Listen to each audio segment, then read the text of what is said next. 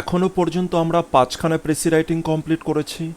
আর এই 5খানা প্রেসি রাইটিংয়ের মাঝে তোমাদের কিছু কিছু প্রবলেম ক্রিয়েট হয়েছে। যেমন অনেকেরই বুঝতে অসুবিধা হচ্ছে যে প্যারাগ্রাফটা পড়ার পরে আমার অ্যাপ্রোচটা কী হওয়া উচিত, মানে কিভাবে আমি লিখব। অনেকেই বলছে যে প্যারাগ্রাফটা পড়ার পর আমি কী লিখব সেটা বুঝতে পারছি না। অনেকে বলছে কনক্লুডিং পার্টে কী হবে সেটা বুঝতে পারছি না। অনেকে বলছে যে আপনি যখন করাচ্ছেন তখন তো ইজি মনে হচ্ছে, কিন্তু তারপরে যখন করছি তো আমি করতে পারছি না।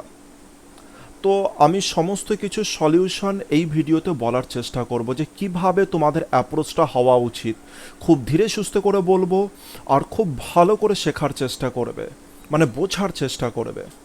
তো যাই হোক, আমরা প্যারাগ্রাফ নিয়ে শুরু করি।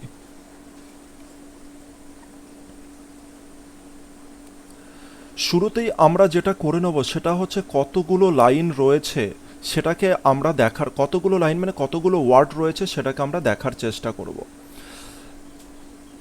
1 2 3 4 5 6 7 8 9 10 11 12 13 14 15 16 17 18 2 3 4 5 6 7 8 9 10। তাহলে আমার কাছে প্রায় 180টা ওয়ার্ড রয়েছে, প্রায় 180টা ওয়ার্ড রয়েছে। সুতরাং আমি কটাতে লিখতে পারবো? আমি লিখতে পারবো 3 দ্বারা ভাগ করে দেবো, অর্থাৎ 60খানা ওয়ার্ডের মধ্যে যদি আমি লিখি সেটা একটু বেটার সাউন্ড আসে। তো আমরা 60খানার মধ্যে কমপ্লিট করার চেষ্টা করব। তো এটা তো গেল, আমি অভ্যাসটা করাতে চাইছি যে হয় শুরুতে করো অথবা প্যারাগ্রাফ পড়ার পরে এই কাজটা করে নাও। যখন খুশি তুমি কাজটা করতে পারো। যে 60খানা, ওভারঅল একটা 60খানা আসবে। এবার 60খানা ওয়ার্ড কি তুমি গুনে গুনে লিখবে? না। আমাদের কোশ্চেন, আমাদের অ্যান্সার মানে হচ্ছে কোশ্চেনের যে অ্যান্সার আছে সেটা লিখতে হবে কিসে, আমি তোমাদের মেনশন করে দিয়েছিলাম কিসে লিখতে হবে। একটা হচ্ছে এমন পেজ দেবে, আমরা যে পেজে পরীক্ষা দিই, স্কুলে যে পেজে আমরা পরীক্ষা দিতাম, বুঝতেই পারছো যে বাজার চলতি যে দিস্তাগুলো রয়েছে সেই পেজেগুলোতেই আমরা সাধারণত পরীক্ষা দিতাম। তো তোমরা যখন লিখবে সুন্দর করে, বাড়িতে যখন প্র্যাকটিস করছো তো ওই রকম পেজের উপরে প্র্যাকটিস করো। আর দেখো মোটামুটি একটা লাইনে মানে খাতার এই বিন্দু থেকে এই বিন্দু, মানে প্রথম বিন্দু থেকে এসে এই বিন্দু পর্যন্ত, মানে বুঝতে পারছি, মানে খাতার এক প্রান্ত থেকে আরেক প্রান্ত পর্যন্ত কতগুলো ওয়ার্ড ধরে, এক একটা লাইনে তোমার কতগুলো ওয়ার্ড ধরে, এটার একটা অ্যাপ্রক্সিমেশন, একটা হিসাব করে নেবে। আর তারপরে দেখবে যে 2টো লাইন লিখলে কতগুলো ওয়ার্ড হচ্ছে, 3টে লাইন লিখলে কতটা ওয়ার্ড হচ্ছে। এরকমভাবে নিজের একটা রাফলি আইডিয়া রেডি করতে হবে কিন্তু তোমাদের প্রত্যেককে।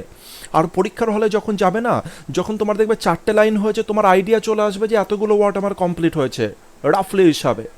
তারপরে 6টা লাইন হয়েছে, কতগুলো ওয়ার্ড হয়েছে, একটা আইডিয়া মোটামুটি তোমাদের চলে আসবে। তো এই কাজটা কিন্তু করবে। আর যারা ওই ভিডিওটা দেখোনি, আমি অনুরোধ করছি, মানে স্ট্র্যাটেজি কত নাম্বার আমার ঠিক খেয়াল নেই, তো শুরুর দিকে, একদম শুরুর দিকে রিপোর্ট রাইটিংয়েরও আগে আমি এই স্ট্র্যাটেজি নিয়ে আলোচনা করেছিলাম। অবশ্যই করে সেটা কিন্তু দেখবে যে প্রেজেন্টেশন কেমন হওয়া উচিত, কী কী ব্যাপারে করা উচিত, সেই জিনিসগুলো অবশ্যই দেখবে। কারণ সমস্ত কিছু কথার কানেকশন আমার প্রতিটা ভিডিওতে থাকবে। শুরুতে যেটা আলোচনা করেছিলাম অবশ্যই সেই জিনিসের ব্যবহার আমি কিন্তু এখানে দেখাচ্ছি। তো আমাদের এই যে 60খানা ওয়ার্ড যেটা রয়েছে, এই 60খানা ওয়ার্ড আমাদের কি করতে হবে? লিখতে হবে 60খানা ওয়ার্ডের মধ্যে। তো বাড়িতে যদি আমি প্র্যাকটিস করি এক লাইনে আমাদের সাধারণত ওভারঅলে কটা ওয়ার্ড আসে, এটা যদি মাইন্ডসেট করে নিই তবে দেখবে আমাদের খুব সুবিধা হবে পরীক্ষার হলে। মোটামুটি একটা এভারেজ আইডিয়া চলে আসবে। শুধুমাত্র একবার কাউন্টিং করে নেবে যে এখানে কতগুলো ওয়ার্ড রয়েছে ওভারঅলে, ব্যাস। এবার চলে আসি আমরা দ্বিতীয় নাম্বার পয়েন্ট, আমরা প্যারাগ্রাফের দিকে চলে আসি। প্যারাগ্রাফটা ভালো করে পড়বো আর তারপর অ্যাপ্রোচ কী হওয়া উচিত সেটা দেখব। Vidyasagar was a man of great charity. তো বিদ্যাসাগর ছিল একজন মহান দয়ালু ব্যক্তি। Here is an insistence. একটা ঘটনার উদাহরণ দেয়া যাক, একটা উদাহরণ দিয়ে দেখানো যাক। ওয়ান ডে, তো এখনো পর্যন্ত এটা বিদ্যাসাগর সম্পর্কে জাস্ট বললো, এবার ঘটনাটা কি সেটা বলছে খুব মনোযোগ সহকারে। ইমেজ কিন্তু ক্রিয়েট হতে হবে যখন পড়ছো, যেন বিদ্যাসাগরকে ফিল করতে পারো। বিদ্যাসাগরের কোনো না কোনো দিন তো কোনো না কোনো ছবি তো দেখেছো তোমরা, তো সেই ছবিকে ভাবার চেষ্টা করবে। মানে সেই ছবি যেন হচ্ছে মনের মধ্যে ক্রিয়েট হয়ে যায় যে বিদ্যাসাগর কি করছে, যে যে লাইন পড়বো সেই সেই লাইনের মিনিং যেন সেই সেই ছবিগুলো যেন তোমরা দেখতে পাও। খুব ইম্পর্টেন্ট এটা, প্রেসির জন্য এটা খুব ইম্পর্টেন্ট জিনিস, বারবার বলছি। আর স্টোরি যদি মনের মধ্যে যত স্ট্রং হবে, যত ভালোভাবে ফিল করবে, তত ভালোভাবে বুঝতে পারবে কোনটা ইম্পর্টেন্ট পয়েন্ট আর কোনটা ইম্পর্টেন্ট পয়েন্ট না। চলো পড়ি। One day on his way he came across a ব্রাহ্মিন who seemed two be in great distress. তাহলে একদিন সে যখন বাড়ি যাচ্ছিল, কেম অ্যাক্রস মানে হচ্ছে হঠাৎ দেখা হওয়া, হঠাৎ দেখা হয়েছিল, গ্রুপ ভার্ব এটা।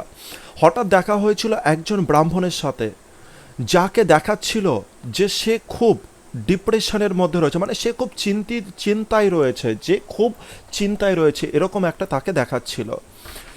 হি was so struck with his appearance of sorrow that he asked him what the matter was. তাহলে তাকে দেখে এটা বোঝাচ্ছিল যে সে খুব যেন দুঃখের মধ্যে রয়েছে। এটা কে দেখে বুঝতে পারলো? বিদ্যাসাগর দেখে বুঝতে পারলো। তাহলে ইমেজটাকে গড়ো। তাহলে বিদ্যাসাগরের সাথে একজন ব্রাহ্মণের দেখা হয়েছিল, ইমেজ কি গড়ছে, দেখতে কি পাচ্ছ সেই স্টোরিটা? তো এটা ইম্পর্টেন্ট। তো আমি কেন বলছি, এর ফল তোমরা এরকমভাবে যখনই অ্যাপ্লাই করতে থাকবে না, তারপরে বুঝতে পারবে। যা যা জিনিস বলছি ফিল করো, আর তারপরে দেখো ম্যাজিক কি হয়। ভয়ানক কিছু ম্যাজিক ঘটবে নিজেদের মধ্যে, আর এটা কোনো নাম্বারে বলবে না, এটা নিজেরা ফিল করতে পারবে। যেমন বলছি সেরকম করার চেষ্টা করো। তাহলে একটা দিন যখন বিদ্যাসাগর বাড়ি যাচ্ছিল, তখন একজন ব্রাহ্মণের সাথে তার দেখা হলো, যে কি খুব গভীর দুশ্চিন্তায় রয়েছে। ডিস্ট্রেস মানে দুশ্চিন্তা, এই ধরনের জিনিস। হি ওয়াজ, তারপরে কি দেখা গেল, যে ব্রাহ্মণ যিনি রয়েছেন সে খুব, তাকে দেখে মনে হচ্ছে সে খুব যেন দুঃখে রয়েছে। সেই কারণে হি asked him what the matter ওয়াজ। আচ্ছা, হি আস্কড হিম মানে কি? কে জিজ্ঞাসা করলো তাকে? কে কাকে জিজ্ঞাসা করলো? এখানে দেখো কনফিউশন ব্যাপার আসতে পারে। হি আস্কড হিম, সে জিজ্ঞাসা করলো তাকে। কে কাকে জিজ্ঞাসা করলো এখানে তো বুঝতে পারছি না। এখানে যদি একজন ছেলে আর একজনের যদি মেয়ে হতো, তবে তো আমরা অনায়াসে বুঝতে পারতাম। তবে কি হতো? হি আস্কড হার হতো, অথবা শি আস্কড হিম হতো, তবে আমরা বুঝতে পারতাম। কিন্তু এখানে দেখো ব্রাহ্মণও হচ্ছে ছেলে, আর বিদ্যাসাগরও ছেলেকেই বোঝাচ্ছে। সুতরাং এখানে কে কাকে জিজ্ঞাসা করছে। যখনই এই ধরনের প্রোনাউনগত কনফিউশন আসবে, তখন নেক্সট সেন্টেন্সের পার্টটা তোমরা পড়ার চেষ্টা করবে। হি asked him what the matter ওয়াজ, ঘটনাটা কি ঘটেছে। আচ্ছা, আমাকে বলো যে কে কাকে জিজ্ঞাসা করতে পারে যে ঘটনাটা কি ঘটেছে? অবশ্যই যে দুশ্চিন্তায় রয়েছে তাকে দেখে কে জিজ্ঞাসা করবে? আরেকজন জিজ্ঞাসা করবে। অর্থাৎ বিদ্যাসাগর জিজ্ঞাসা করলো তাকে, অর্থাৎ ব্রাহ্মণকে, যে কি হয়েছে, ম্যাটারটা কি, ঘটনাটা কি। আশা করি বুঝতে পারলাম। আরও আরেকটা জিনিস তোমাকে আমি এই পার্টের মধ্যে দেখানোর চেষ্টা করি, সেটা হচ্ছে এই পার্টের মধ্যে হি আস্কড থেকে এই পর্যন্ত একটা দেখানোর চেষ্টা করি। এটা হচ্ছে দেখো ন্যারেশন চেঞ্জ করা আছে, অর্থাৎ ইনডাইরেক্টে করা আছে। হি আস্কড হিম, এই একটা পার্ট রয়েছে হোয়াট দ্য ম্যাটার ওয়াজ। এটা যখন ডাইরেক্ট স্পিচে ছিল, এই যে অক্সিলারি ভার্ব ওয়াজটা, এটা কোথায় ছিল? হোয়াটের পরে ছিল। আর এটা যেহেতু ইনডাইরেক্টে পরিণত করেছে, এই ওয়াজটা কোথায় চলে এসছে? সাবজেক্টের পরে চলে এসছে। তো এই জিনিসগুলোর দিকে একটু খেয়াল রাখার চেষ্টা করবে। কেন আমি বলছি, বারবার প্রতিটা জিনিস যদি রিপিট করো না, এমন তো নয় যে এরপরে আর তোমরা কোনো এক্সাম দেবে না। এরপরে হতে পারে এর থেকে ভালো র্যাঙ্কের মিসলেনিয়াস দেবে, তারপরে WBCS দেবে, এটা তো হতেই পারে। তো আমি বলতে চাইছি যে প্রতিটা জিনিস তোমরা, প্রতিটা যে রুলস, প্রতিটা যে রেগুলেশন, সেগুলো প্রতি ক্ষেত্রে অ্যাপ্লাই করতে শেখো। প্রতিটা ক্ষেত্রে অ্যাপ্লাই করো। এমন নয় যে ন্যারেশন চেঞ্জ আমি করেছিলাম আর আমি করবো না, আমি তো ভুলে গেছি, আবার যখন প্রিলি আসবে তখনই করব। না না না, সমস্ত জায়গায় সেন্টেন্সে দেখো যে অ্যাপ্লাই কোথায় হয়েছে, কী কী জিনিস অ্যাপ্লাই হয়েছে, এগুলোকে দেখার চেষ্টা করো। খুব হেল্পফুল হবে। যদি তুমি অনেক উপরের লেভেলে উঠতে চাও, তবে কিন্তু এই জিনিসগুলোকে মেনটেন করতে পারো। At first the brahmin would say nothing. প্রথম দিকে ব্রাহ্মণ কিছু কিন্তু বলছিল না। But on being repeatedly pressed, কিন্তু তাকে যখন বারবার প্রেস করা হলো, বারবার জিজ্ঞাসা করা হলো, হি অ্যাট লাস্ট মানে অবশেষে, সেইড দ্যাট, সে অবশেষে বলল, he had borrowed some money for his daughter's marriage, সে অবশেষে বলল যে সে টাকা ধার করেছে তার হচ্ছে মেয়ের বিবাহের জন্য। এবার আরেকটা জিনিস এখানে বলে দিই, যে এখানে হ্যাড বরোড হলো কেন? এটা হচ্ছে পাস্ট পারফেক্ট টেন্স। কেন পাস্ট পারফেক্ট টেন্স হলো? সব জায়গায় তো পাস্ট ইনডেফিনেট মানে সিম্পল পাস্ট টেন্স হচ্ছিল, তো এখানে পাস্ট পারফেক্ট টেন্স কেন হলো? পাস্ট পারফেক্ট টেন্স কেন হলো, এর বর্ণনা আমি আগের ভিডিওগুলোতে করছিলাম আর এখনও করব, কারণ এটা খুব ইম্পর্ট্যান্ট জিনিস। ভালো করে দেখো যে এখানে না দুটো সেন্টেন্স মানে একই সেন্টেন্সে দুটি ঘটনা রয়েছে অতীতের। একটা তো সে তার বলার কাজ, আর একটা হচ্ছে তার মানি ধার করার কাজ। একটা বলার কাজ, আর একটা হচ্ছে মানি ধার করার কাজ। এবার আমাকে বলো যে সে আগে বলেছে নাকি সে আগে মানি ধার করেছে? সে নিশ্চয়ই আগে মানি ধার করেছে, তারপরে তো সে মানি ধার করার ব্যাপারে বলবে। তাহলে যে কাজটা আগে হবে তাকে আমরা কিসে করব? পাস্ট পারফেক্টে করব। তো সেই কারণে দেখো মানি ধার করার ব্যাপারটা আগে হয়েছে, তাইকে আমি পাস্ট পারফেক্টে করেছি। আর হচ্ছে এই যে কম্পেয়ারটা, কোন ঘটনাটা আগে হয়েছে সেটা কিন্তু দুটো ঘটনার মধ্যে কম্পেয়ার হচ্ছে, একটা বলার মধ্যে আর একটা হচ্ছে তার মানি ধার করার মধ্যে। এই যে কম্পেয়ারটা যে দুজনের মধ্যে হয়, সেই দুজনের মধ্যে সম্পর্কটা ক্রিয়েট হয় যে কোনটা পাস্ট পারফেক্ট হবে আর কোনটা সিম্পল পাস্টে হবে। দেখো এটা সিম্পল পাস্টে রয়েছে, আর এই পার্টটা দেখো রয়েছে পাস্ট পারফেক্টে। তারপরে চলে আসি, as he had not been able to repay the loan on due date. আর এই কারণে সে কি করছিল, আর সে কি করতে পারেনি, সে এই যে টাকাটা ফেরত দিতে পারেনি, এই যে লোন যেটা নিয়েছে সেটা সে ফেরত দিতে পারেনি যে ডেটটা ছিল সেই ডেটের মধ্যে। The lender had ফাইলড a case against হিম। তাই কি করেছে, তাই লেন্ডার মানে হচ্ছে যে ধার দিয়েছিল তার বিরুদ্ধে একটা কেস ফাইল করেছে। আমি একটা জিনিস বলছিলাম না, কিছু কলোকেশন থাকে, কলোকেশন মানে এর সাথে এটাই বসে।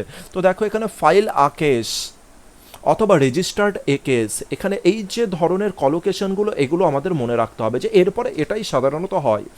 হি would soon be turned out of his home. Turned out মানে হচ্ছে বহিষ্কার করা, তাহলে তাকে খুব শীঘ্রই হয়তো তার ঘর থেকে বহিষ্কার করা হবে। Vidyasagar asked the Brahmin's name. Vidyasagar এরপরে কি করলো, ব্রাহ্মণের নাম জিজ্ঞাসা করলো। And all about the case against him, এবং তার সম্পর্কে সমস্ত কেস, কি কি কেস করা হয়েছে সেই জিনিসগুলো জানলো। অ্যান্ড দেন ওয়েন্ট অ্যাওয়ে, এবং তারপরে সে চলে গেল। Next day Vidyasagar went to the court. পরের দিন বিদ্যাসাগর কোর্টে গেল। Made inquiries and paid down the whole amount, asking the জাজ not to tell his name. পরের দিন বিদ্যাসাগর গেল কোর্টে, সমস্ত কিছু কোয়ারি করলো যে কি কি ঘটনা ঘটেছে, কি কি কেস করা হয়েছে। Paid down the whole amount, সমস্ত টাকা বিদ্যাসাগর নিজেই পে করে দিল। কিন্তু জাজকে সে বলল আমার নাম যেন কাউকে বলা না হয়। আস্কিং দ্য জাজ not to tell his name, জাজকে বলেছিল যেন আমার নাম কাউকে বলা না হয়। কেন? কারণ বিদ্যাসাগর এটা প্রমাণ করতে চায় না যে সে দান করেছে অর্থাৎ তার নাম ফেমাস হোক। হয় না এরকম অনেক ব্যক্তি, এটা তো তোমরা জানো যে এরকম তোমরা অনেকেই দেখেছো যে একজন ভিখারিকে কেউ একটা টাকা দান করছে, আগে তখনই দান করবে যখন দেখবে যে লোকজনের ভিড় আছে কিনা। তখন হয়তো 10 টাকা দিচ্ছে আর দিতে দেখো কত দেরি হচ্ছে, দিয়ে যাচ্ছে যতক্ষণ না পর্যন্ত কেউ তার দিকে লক্ষ্য করছে। যে লক্ষ্য কেন করছে এই জিনিসটা, যাতে অন্যজন ভাবে যে সেই ব্যক্তিটা যে টাকাটা দান করছে সে কত দয়ালু। তো ওরকম ছিল না বিদ্যাসাগর। তিনি এমন ছিলেন যে তিনি দান করবেন। কিছু শাস্ত্রে দেখবে লেখা আছে, তুমি যদি যে হাত দিয়ে দান করবে যেন অন্য হাত না জানতে পারে যে তুমি কি করেছো। তো এটাই বিদ্যাসাগর কিছু সেই জিনিসই ফলো করছে, এরকমই কিছু জিনিস লেখা রয়েছে। তো আমি প্রপার বলতে পারছি না, কিন্তু এরকমই কিছু জিনিস লেখা রয়েছে। আর বিদ্যাসাগর দেখো সেরকম জিনিসই ফলো করছে, যে সে যে ব্রাহ্মণকে হেল্প করছে সেটা কিন্তু যাতে কেউ না জানতে পারে, সেই কারণে জাজকে বলল। How great must have been the Brahmin's joy when he came to know this। যখন ব্রাহ্মণ জানতে পারলো এই টোটাল ঘটনাটা, যে তার সমস্ত জিনিস পে করে দেওয়া হয়েছে, তার হচ্ছে ঋণটা শোধ করে দিয়েছে কেউ একজন, তো সে খুব আনন্দ পেয়েছিল। How he must have blessed his unknown benefactor. আর সে ভেবে দেখো যে কতটা বেশি আশীর্বাদ করছিল তার হচ্ছে আননোন বেনিফ্যাক্টরকে। বেনিফ্যাক্টর মানে যে হচ্ছে সাহায্যকারী, যে বন্ধু, এই ধরনের সেন্সে। তো স্টোরিটা তো অসাধারণ একটা স্টোরি। তো যাই হোক, এবার আমরা চলে আসি যে আমরা কি কি জিনিস ভাবতে পারি। তো তার জন্য স্টোরিটাকে কতটা বেশি ফিল করতে পেরেছো এটা তোমাদের উপরে ডিপেন্ড করবে। আর এই কারণে কি করছি, এই কারণে আমি তৈরি করার চেষ্টা করছি সমস্ত কিছুকে ফিল করো, মানে ডেপথভাবে ফিল করো। যখন পড়বে একটা ফিলিংস ক্রিয়েট করো, তারপর দেখো ইজি হবে ব্যাপারটা। যাই হোক, আমি একটু ঘটনাটা বোঝানোর চেষ্টা করি যে কী কী ঘটনা ঘটেছিল। তো আমাকে যদি ঘটনাটা অন্য কাউকে বলতে হয়, সবার প্রথমে তোমরা চেষ্টা করবে, তাদের জন্য বলছি যাদের অসুবিধা হচ্ছিল এরপরে প্রেসে কিভাবে ক্রিয়েট করব। তো সবার আগে যখন ইমেজ গড়ে উঠলো, পড়তে পড়তে আমরা ইমেজটাকে গড়লাম, আর স্টোরিতে একটা আনন্দ পেলাম পড়তে পড়তে, অথবা দুঃখ পেলাম, অথবা অন্য কোনো কিছু একটা ফিলিংস চলে এলো। যখনই দুঃখ পেলে, আনন্দ পেলে, কোনো কিছু একটা পেলে, তখনই বুঝতে পারবে যে কিছু একটা ফিলিংস চলে এলো, মানে তুমি ডেপথে পৌঁছে গেছো। আর তুমি এবার স্টোরিটা যখন অন্যজনকে বলবে তো খুব আরামসে বলে দেবে। যেমন আমি যদি স্টোরিটা অন্যজনকে বলি তো কেমনভাবে বলবো, যখন একদিন একদিন ব্রাহ্মণের সাথে একদিন বিদ্যাসাগরের সাথে একজন ব্রাহ্মণের দেখা হয়েছিল। আর যে ব্রাহ্মণটা খুব চিন্তায় ছিল, বারবার করে জিজ্ঞাসা করাতে ব্রাহ্মণ সেই ঘটনাটা কাকে বলল, সেই ঘটনাটা বিদ্যাসাগরকে বলল। ব্রাহ্মণ সেই ঘটনাটা কী কী ঘটেছে সেটা বিদ্যাসাগরকে বলল। আর এটাই বলল যে তাকে ঘর থেকেও হয়তো তাড়িয়ে দিতে পারে কিছুদিনের মধ্যে, যে যার কাছ থেকে টাকা ধার নিয়েছে সে আরও কেসও করে দিয়েছে তার বিরুদ্ধে। আর বিদ্যাসাগর সমস্ত কিছু শুনলো, সমস্ত কিছু শুনে সে পরের দিন গেল হচ্ছে কোর্টে। কোর্টে গিয়ে সে কী করলো, সমস্ত টাকা পে করে দিল, কিন্তু জাজকে বলল আমার নাম যেন কেউ জানতে না পারে। ব্রাহ্মণ যখন শুনলো যে তার সমস্ত টাকা পে হয়ে গেছে, ব্রাহ্মণ তো কত খুশি হলো। আর যে যে তার টাকা পে করে দিয়েছিল, সেই যে আননোন ব্যক্তি, অপরিচিত সেই ব্যক্তিকে সে তো খুব বেশি আশীর্বাদ করেছিল। তো এই ঘটনাটা আমার মনের মধ্যে চলে এলো। এবার কাজ হচ্ছে তোমাকে সামনের জনকে বলতে হবে, এই ঘটনাকেই ছোট করে বলতে হবে। আর ছোট করে বলার জন্য তোমাকে সবার আগে বুঝতে হবে যে কোনটা ইম্পর্টেন্ট। ভালো করে বোঝো। এবার এবার যেটা বলবো খুব ভালো করে বোঝো। সামনের জনকে যেহেতু তোমাকে ছোট করে বলতে হবে, সুতরাং তোমাকে এটা বুঝতে হবে যে কোন জিনিসটাকে আমি ছোট করে কোন জিনিসটাকে আমি কেটে দিতে পারি, কোন জিনিসটাকে আউট করে দিতে পারি। আর আউট করে দেওয়া সত্ত্বেও সামনের জনা টোটাল ঘটনাকে হচ্ছে মোটামুটি বা সুন্দরভাবে বুঝতে পারে। তো এটা তোমাকে ফিল করতে হবে। আর এটা কীভাবে ফিল আসবে, যত প্র্যাকটিস করবে তত ফিল আসবে। যখন আমি যেভাবে লিখছি সেটা দেখলে, প্লাস আমি কি করি পিকে দে সরকারে কীভাবে লেখা আছে সেটাও আমি লিখে দিই। অর্থাৎ দুটো অপশন তোমাদের কাছে অ্যাভেলেবেল থাকে অল টাইমে। তো দুটোকেই পড়বে ভালো করে, দুটোকে পড়ে বুঝবে যে আমি কোনগুলোকে আউট করেছি, পিকেদের সরকারের বইয়ে কোনগুলোকে আউট করেছে। তো সেইটাকে বোঝার চেষ্টা করবে, সেটাকে অবজার্ভ করার চেষ্টা করবে। আর নিজে নিজেই না তারপরে প্র্যাকটিস করবে। আর দেখবে যে অনায়াসে বুঝতে পারছে যে কোনটা ইম্পর্টেন্ট আর কোনটা ইম্পর্টেন্ট না। আর ইম্পর্টেন্ট না কোনটা আমি সেটা বলার জন্য আবার আমি বলছি, সামনের জনকে তোমাকে বলতে হবে আর কোনটা বেশি ইম্পর্টেন্ট, মানে কোন কথাটা বললে সে বুঝতে পারবে সেটাই তোমাকে বলতে হবে। আর সেটাই হচ্ছে ইম্পর্টেন্ট পার্ট। আর যেটা বলার দরকার নেই সেটা ইম্পর্টেন্ট নয়। বুঝতে পেরেছি? তো চলে আসে এখানে এবার আমি রাফ ড্রাফটিংয়ের দিকে, অর্থাৎ কোনগুলো ইম্পর্টেন্ট সেটাকে দেখি। তো সবার প্রথমে আমাকে কি বলতে হবে, একটা দিন মানে হঠাৎ কোনো একটা দিনে বিদ্যাসাগরের সাথে একজন ব্রাহ্মণের দেখা হয়েছিল, এটা তো আমাকে বলতেই হবে। তারপরে কি বলতে পারি যে ব্রাহ্মণ এরপরে কি করেছিল। ব্রাহ্মণের সাথে যখন দেখা হয়েছিল তখন ব্রাহ্মণকে কি করা হয়েছিল, বারবার জিজ্ঞাসা করা হয়েছিল যে কি ঘটেছে। তখন ব্রাহ্মণ কি বলেছিল যে তার একখানা কি আছে, সে কিছু টাকা ধার করেছে, হ্যাঁ কি না, সে কিছু টাকা ধার করেছে তার ডটারের ম্যারেজের জন্য। আর সে সেই টাকাটা হচ্ছে সঠিক সময়ে দিতে পারেনি, সেই কারণে তার বিরুদ্ধে একটা কেস জারি করেছে। আর তাকে হয়তো খুব তাড়াতাড়ি ঘর থেকেও আউট করে দিতে পারে। বিদ্যাসাগর এরপরে কী করলো, সমস্ত কেস জানলো আর তারপরে সে চলে গেল। বিদ্যাসাগর পরের দিন গেল কোর্টে এবং সমস্ত কিছু কোয়ারি করলো আর সমস্ত টাকা পে করে দিল। কিন্তু জাজকে বলল যেন তার নাম কেউ যাতে না জানতে পারে। এই যে হ্যাপি ব্রাহ্মণ, এটা শুনে ব্রাহ্মণ কত খুশি হলো মানে কি, এই যে হ্যাপি ব্রাহ্মণ, আমরা ডাইরেক্ট এটা বলতে পারি না, এই যে হ্যাপি ব্রাহ্মণ, এই যে তাকে, এই যে যে অপরিচিত সেই ব্যক্তিকে কত বেশি ব্লেসড করলো, বলতে পারি কি না। তো দেখো ইম্পর্টেন্ট পয়েন্টগুলো কোনটা ছিল এখানে। সবার প্রথমে বুঝতে পারলাম যে একজন ব্রাহ্মণের সাথে তার দেখা হয়েছে। এরপরে কি বলতে হবে, দেখা হওয়ার পরে কি বলতে হবে, দেখা হওয়ার পরে এটা একজন বিদ্যাসাগরের সাথে তার দেখা হয়েছিল। তারপরে কি বলতে পারি যে ওই যে ব্রাহ্মণ যে রয়েছে সে কি করেছিল, কিছু টাকা ধার করেছিল তার ডটারের ম্যারেজের জন্য। তারপরে কি বলতে পারি, কিছু এই যে ডিউ ডেটে সে টাকাটা ফেরত না দেওয়ার জন্য তাকে এমন উপক্রম এসেছিল যে তাকে ঘর থেকেও যেন আউট করে দেবে। বিদ্যাসাগর কি করলো, এর ফলে পরের দিন বিদ্যাসাগর চলে গেল কোর্টে, সমস্ত টাকা পে করে দিল। আর তারপরে কি রয়েছে, এই যে হ্যাপি ব্রাহ্মণটা তাকে মানে সে তো জানে না কে, তাকে কি করলো, ব্লেসড করলো, দূর থেকেই ব্লেসড করে দিল। তো দেখো যদি এইটুকু তুমি যদি অন্যজনকে বলো, সে কি ফিল করতে পারবে কি পারবে না। তো আমি এটাই বলতে চাইছি যে নিজের থেকে আগে বোঝো যে ঘটনাটা কি রয়েছে, তারপরে সামনের জনকে কিভাবে বলবে শর্ট করে, যাতে সে টোটাল ঘটনাকে বুঝতে পারে, সেটাকে চেক করো। আশা করি তোমরা এত কিছু এক্সপ্লেন করার পরে বুঝতে পেরেছো।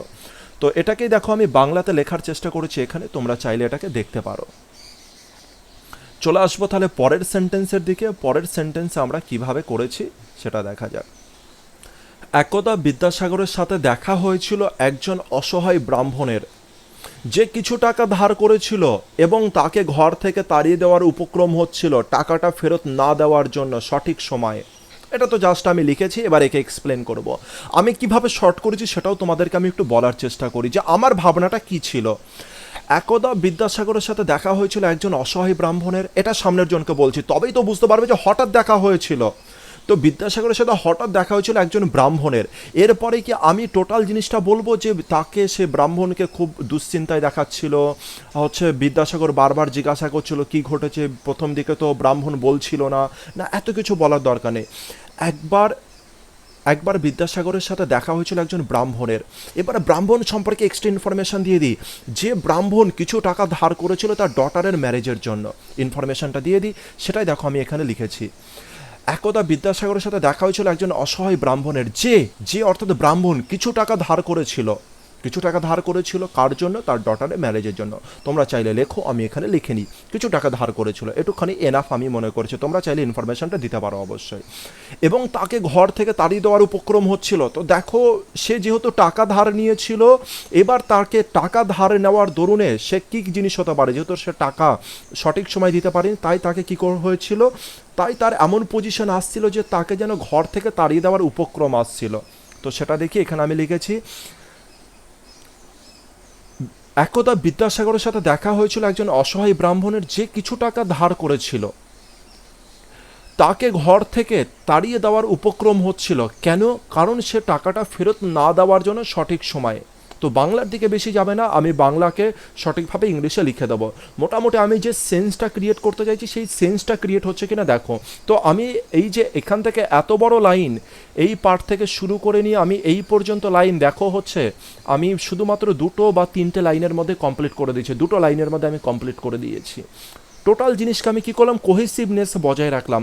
সবার প্রথমে ব্রাহ্মণের সাথে দেখা হলো, সেই ব্রাহ্মণ সম্পর্কে এক্সট্রা ইনফরমেশন দিলাম, যে ব্রাহ্মণ কি কাজ করেছে। ব্রাহ্মণ কাজ করেছে যে সে টাকা ধার নিয়েছে, এরপরে টাকা কি সে সঠিক সময় দিতে পেরেছে? দিতে পারেনি, তার দরুন কি হয়েছে, তাকে ঘর থেকে আউট করে দেওয়া হয়েছে। ব্যাস দেখো, কোহেসিভনেস বজায় আছে আর টোটাল জিনিসের ম্যাচ আছে সামনের জন্য, অনায়াসে খুব ভালো করে বুঝতে পারছে টোটাল ব্যাপারকে। চলে আসি পরের লাইনে। তো এবারে এটার ইংলিশে চলে আসি। ওয়ান্স বিদ্যাসাগর মেট আ হেল্পলেস ব্রাহ্মণ। আচ্ছা দেখো, আমি এখানে না হেল্পলেস কথাটা আমি অ্যাড করেছি, আর হেল্পলেস কথাটা অ্যাড করার দরুনে কি কি জিনিস শো করে যাচ্ছে দেখো। এই যে তার মধ্যে যে গ্রেট, সে যে দুশ্চিন্তায় ছিল, ব্রাহ্মণের সাথে যখন সে দেখা হয়েছিল তখন ব্রাহ্মণটা গ্রেট ডিস্ট্রেস ছিল, মানে হচ্ছে সে গভীর দুশ্চিন্তায় ছিল, তাকে খুব দুঃখজনক দেখাচ্ছিল। এর মানেটা কি? এই দুটো লাইনকে আমি চেষ্টা করেছি শুধুমাত্র একটা ওয়ার্ড দ্বারা প্রকাশ করার, সেটা হচ্ছে হেল্পলেস। তো এই জিনিসগুলোকে একটু বোঝার চেষ্টা করবে, আর এই জিনিসগুলো প্রথম দিনই বুঝতে পারবে না, এই জিনিসগুলো বুঝতে পারবে যখন আমি করব।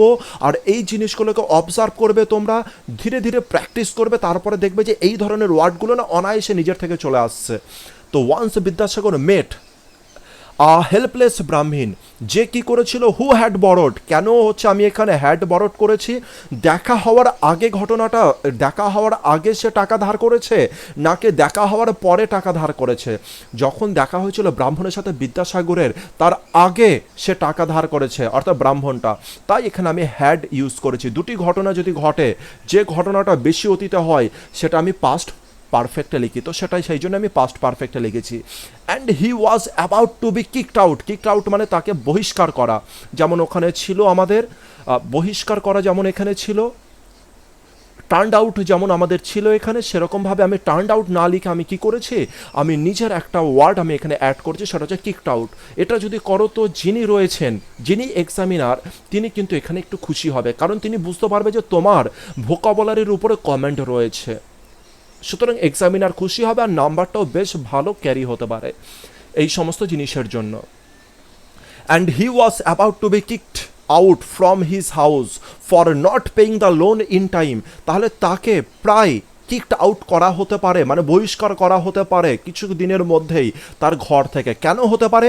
For not paying the loan, সে লোনটা পে করেনি। কখন পে করেনি? ইন টাইমে, সঠিক সময়ের মধ্যে। ইন টাইম মানে সময়ের মধ্যে, সঠিক সময়ের মধ্যে সে টাকাটা পে করেনি, তাই তাকে হয়তো তাড়াতাড়ি করেই হচ্ছে ঘর থেকে বহিষ্কার করে দিতে পারে। তো শুরুর লাইনে দেখো আমি কত কিছু জিনিস বোঝানোর চেষ্টা করছি, আর এটা তোমরাও পারবে অনায়াসে। চলো আসি সেকেন্ড লাইনের দিকে। তো এখনো পর্যন্ত সে সমস্ত ইনফরমেশন দেখো বিদ্যাসাগর পেয়ে গেল, সমস্ত ইনফরমেশন বিদ্যাসাগর পেয়ে গেল ব্রাহ্মণের কাছ থেকে। প্রথম লাইনে আমি এটা বুঝিয়ে দিলাম। এরপরে বিদ্যাসাগর কি কাজ করেছে এটাই তো লিখবো। তো চলো পরের দিন এবার দেখো বিদ্যাসাগর কি কি কাজ করেছে সেটাই লিখেছি। পরের দিন বিদ্যাসাগর কোর্টে যায় এবং সমস্ত টাকা শোধ করে দেয়, এবং বিচারককে বলেছিল বা বলে তার নাম যাতে কেউ জানতে না পারে। তো পরের দিন, আচ্ছা আরেকখানা জিনিস এখানে আমি একটু বলার চেষ্টা করি। পরের দিন বিদ্যাসাগর কোর্টে যায়, আমি একটু গ্রামার সম্পর্কে আসছি।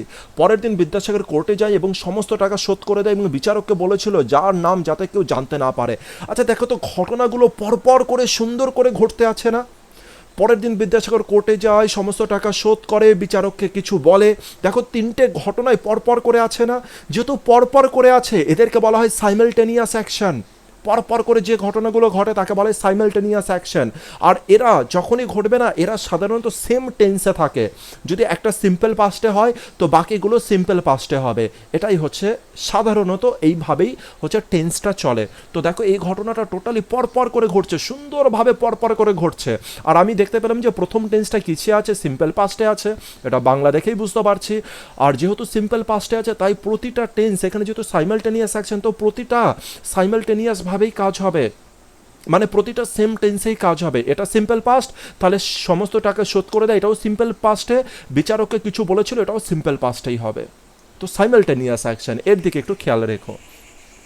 এবার ইংলিশের দিকে চলে আসি। নেক্সট ডে মানে পরের দিন Vidyasagar went to the court. Went to the court মানে যেহেতু কোর্টের কথা দেখো আগে কিন্তু কোনো না কোনোভাবে বর্ণনা করা আছে। কেন বর্ণনা করা আছে? কারণ হচ্ছে যে কেসটা ফাইল হয়েছিল, কেস ফাইল কোথায় হবে? কেস ফাইল তো কোর্টেই হবে। সুতরাং বুঝতে পারছো তোমরা, কোর্ট সম্পর্কে কিন্তু কোথাও না কোথাও বর্ণনা করা আছে, তাই এখানে দাকে আমরা অ্যাড করেছি। তো next day Vidyasagar went to the court and settled the ডেপ্টস, মানে ঋণ।